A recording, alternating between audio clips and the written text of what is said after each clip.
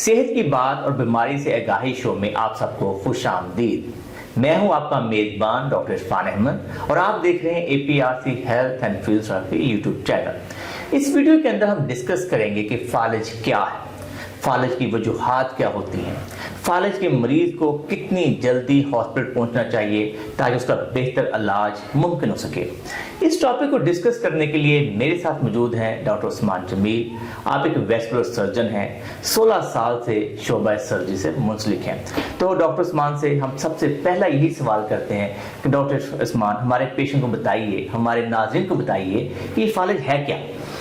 कि फालिज या जिसको स्ट्रोक भी कहते हैं, बेसिकली ये दिमाग में जो दिमाग की खून की सप्लाई अगर उसमें किसी वजह से तब्दीली आ जाए, कम हो जाए, या कोई फॉर एग्जांपल शरीयान अंदर फट जाती है जिस वजह से खून वहाँ पे जमा होना शुरू हो जाए तो दिमाग का फंक्शन मुतासर होता है। अब इसका जो इफेक्ट हमारी बॉडी पे आता है उसको हम फालिज कहते हैं कि जिसम के कोई ना कोई हिस्सा काम करना छोड़ देता है। सही, ठीक है। तो ये सिंपल टर्म्स के अंदर फालिज होता है।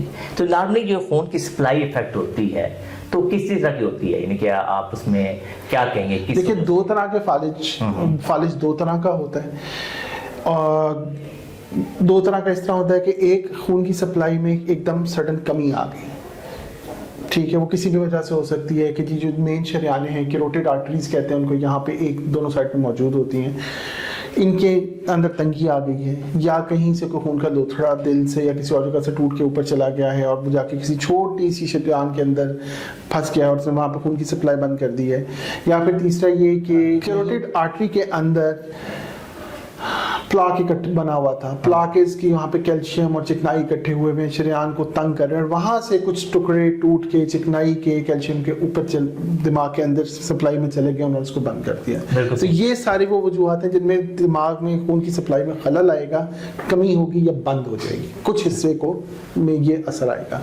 दूसरी चीज़ ये है कि आपकी जो है ना हाई ब्लड प्रेशर के मरीजों के अंदर स्पेशली कि दिमाग की कोई छोटी सी नस और शरियान जो है, दिमाग की कोई छोटी सी शरियान फट जाती है, उसमें सुराख हो जाता है, वहां से ब्लीडिंग स्टार्ट हो जाती है। तो वो भी जो ब्लड निकलेगा, एक तो सप्लाई में खलल भी आएगा, दूसरा वो आसपास डैमेज भी करेगा। सही। एक तो ये दो टाइप्स हैं। दूसरी हम टाइप्स इसकी डिफाइन करते हैं, वो करते हैं ड्यूरेशन वाइज, कि कितने दौरानिए का फालिज का अटैक है। अगर वो 24 घंटे से कम है तो उसको हमारी जुबान में TIA, ट्रांजिएंट इस्केमिक स्ट्रोक, या उर्फे आम में मिनी स्ट्रोक कहते हैं। और अगर 24 घंटे से ज्यादा देर तक उसके असरात रह रहे हैं तो फिर वो प्रॉपर फुल फ्लेज स्ट्रोक या फालिज का अटैक होता है।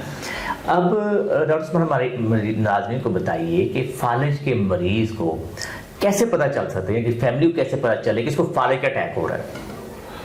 देखिए, फालिज का अटैक पहचानना बड़ा आसान है इस तरह से कि देखिए, आप मरीज के साथ रहते हैं, आपको पता है उनकी डेली हैबिट्स, हर चीजें पता है। तो एक पहली चीज देखिए उनके चेहरे की तरफ। सही। और उनसे कहें कि जरा मुस्कुरा के दिखाएं। अगर तो मुस्कुरा के दिखाते हैं और क्या होता है कि एक साइड काम कर रही है, दूसरी साइड काम नहीं कर रही है, या ये होंठ नीचे, ये एंगल जो है जहाँ पे दोनों होंठ मेरे नीचे गिर रहा है, जिसको उर्फे में लकवा कहते हैं। सही। तो ये एक बड़ी पहचान है जो एक बड़ा कोई भी बंदा देख के बता सकता है कि जी ये फालिज हो गया है। सही। ठीक है, नंबर 1। दूसरी चीज आप उनसे कह सकते हैं कि जी अपने बाजू हिलाएंगे, टांगे हिलाएं। अगर उनको इसमें कोई दिक्कत हो रही है, पूरी तरह टांग ऊपर नहीं उठा पा रहे, सिर्फ थोड़ी सी हिला पाते हैं, ज्यादा नहीं हिला पाते, या बिल्कुल ही नहीं हिला पा रहे, ये भी फालिज की निशानी है कि जी बाजुओं ने या टांगों ने काम करना छोड़ दिया है। सही। ये दूसरी निशानी है। तीसरी चीज ये है कि उनसे आप बोलें, उनसे गुफ्तगू करें। अगर बोलने में दिक्कत हो, वो बोल रहे हैं लेकिन जो वो बोल रहे हैं आप वो समझ नहीं पा रहे, आप वो कुछ ऐसी बातें बोल रहे हैं जो आप बिल्कुल समझ नहीं पा रहे, तो ये भी फालिज की निशानी है। ठीक है। तीसरा ये है कि इसमें कि कोई बिनाई एकदम, वो कहते हैं कि जी मेरी आंखों के सामने एकदम अंधेरा आया था, चला गया, या आंखों से एकदम दिखना बंद हो गया है। सही। ये भी फालिज की बहुत बड़ी निशानी है। सही है। और आखिरी जो बात होती है, अटैक होने से पहले अक्सर मरीजों के अंदर, स्पेशली जिस वक्त आपका हेमोरेजिक स्ट्रोक है, जब खून की नस फटने वाला जो स्ट्रोक होता है, वो होता है कि वो शदीद सर में दर्द की शिकायत करते हैं। ओके। सर में दर्द की शदीद शिकायत करते हैं, तो ये भी आपको जो है ना एक रेड फ्लैग है जो आपको बता सकते हैं कि फालिज का अटैक शायद होने वाला है। ठीक है। अच्छा डॉक्टर उस्मान, हमें ये बताइए कि कौन से ऐसे मरीज हैं या कौन से ऐसे लोग हैं जिनमें ज्यादा रिस्क होता है कि ये लोगों में फालिज का अटैक ज्यादा हो सकता है? देखिए, इसमें एक जो सबसे इम्पोर्टेंट है वो है कि शुगर के मरीज, जिनमें काफी देर से शुगर का अर्जा लाक है, ऐसे मरीज जिनको blood pressure, high blood pressure का मसला है, सही। ऐसे मरीज जो स्मोकिंग करते हैं, सिगरेट पीते हैं, ठीक है, दिल के जिनको हिस्ट्री है उनकी कि जिनको दिल का अर्जा लाक है, एंजाइना का अटैक होते रहे हैं या पहले दिल का कोई ऑपरेशन हुआ है, तो ये मोटे मोटे ये जो है ना कैटेगरीज हैं कि ये लोग ज़्यादा ख़तरा होता है इनको फालिज का अटैक होने का। और फिर इसके अलावा बहुत ज़्यादा उम्र वाले लोग जिनके 60 70 70 साल 75 साल 80 साल की उम्र है, वो भी ज़्यादा उनके अंदर ख़तरा है फालिज का अटैक होने का। सही। अच्छा, अब डॉक्टर उस्मान हमारे जो है नाज़रीन को ये बताइए कि फालिज के मरीज को कितनी जल्दी हॉस्पिटल पहुंचना चाहिए ताकि उसका जो फालिज का अटैक है उसको कंट्रोल किया जा सके और साइड बाय साइड जो फालिज का डैमेज है उसको मिनिमाइज किया जा सके? देखिए, आइडियली स्पीकिंग 3 घंटे से पहले। अच्छा। और इसमें ज़्यादा ज़रूरी बात यह है कि हर किसी हॉस्पिटल में नहीं लेके जाना है। ठीक है। आपने किसी ऐसे हॉस्पिटल में लेके जाना हो जहाँ पे सहूलियात मौजूद हों। सही।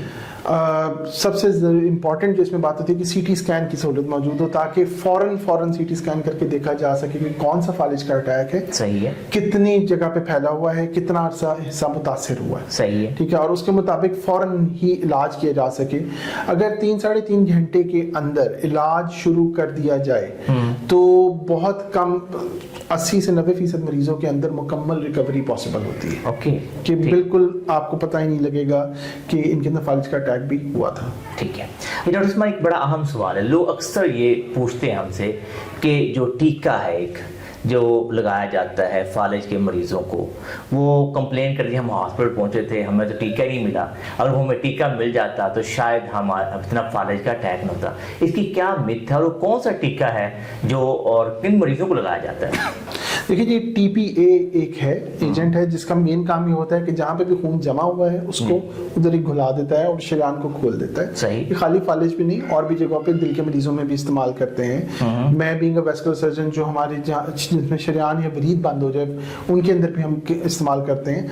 तो ये टीका होता है, ये अगर टाइमली लग जाए तो ये सब कुछ है। अब एक इनिशिएटिव है जिसकी वजह से काफ़ी जो आपके जितने भी मेजर हॉस्पिटल्स हैं, गवर्नमेंट हॉस्पिटल्स हैं और बड़े जो आपके प्राइवेट हॉस्पिटल्स हैं, उनके अंदर ये इसकी अवेलेबिलिटी यकीनी बनाई गई है। मेजर आपके हॉस्पिटल्स में जो जितने आपके सरकारी अस्पताल हैं वहाँ पे ये सहूलत मौजूद है। सही हो गया। और उसमें यही है कि जितनी जल्दी पहुँचेंगे उतनी जल्दी वो है। अब इसमें किन लोगों को नहीं लगाना चाहिए, ये बहुत जरूरी है। अब जिनमें मैंने आपको बताया ना 2 तरह के स्ट्रोक हैं, एक है जिनमें कमी की वजह से और एक में नस फटने की वजह से। तो नस फटने वालों में नहीं लग सकता। अब एक ऐसा मरीज है जिसको फालिज हो गया है लेकिन साथ में प्रेगनेंसी भी है, उसमें नहीं लग सकता। अगर ऐसा मरीज है जिसका पिछले कुछ अरसे में कोई सर पे चोट लगी थी, मेजर एक्सीडेंट हुआ, सर पे चोट लगी, या पिछले कुछ अरसे में इसी तरह नस फटने वाला जो था और ये शरीयान फटने की वजह से जो हेमोरेजिक स्ट्रोक हुआ है, उसमें भी नहीं लग सकता।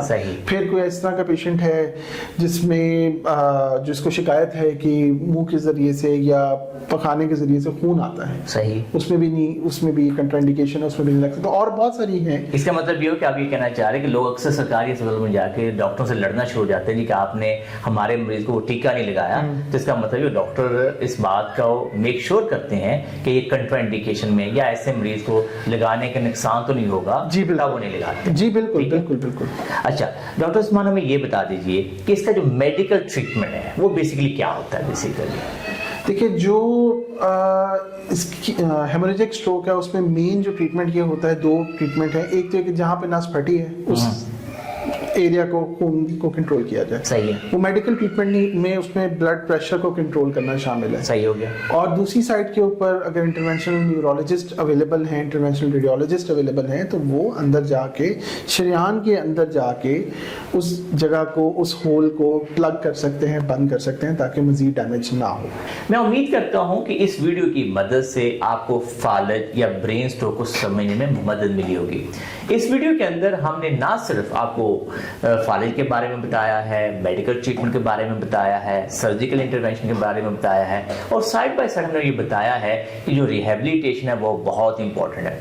ये दिन रखिए कि स्ट्रोक की रिहेबिलिटेशन के ऊपर हमारे यूट्यूब चैनल के ऊपर बहुत सारी वीडियोस पड़ी हैं। आप उन वीडियो की मदद से, एक्सरसाइज की मदद से फालिज के मरीजों को हेल्प कर सकते हैं। मैं उम्मीद करता हूं कि फालिज के ऊपर आपको हमारी वीडियो पसंद आई होगी। अगर आपको ये वीडियो पसंद आई है तो इसको लाइक और शेयर कीजिए, हमारे चैनल को सब्सक्राइब कीजिए और बेल आइकन को जरूर क्लिक कीजिए ताकि अब हमारी नई वीडियोस के बारे में आगाही हो। अल्लाह हम सबका हामी नासर हो। अल्लाह हाफिज।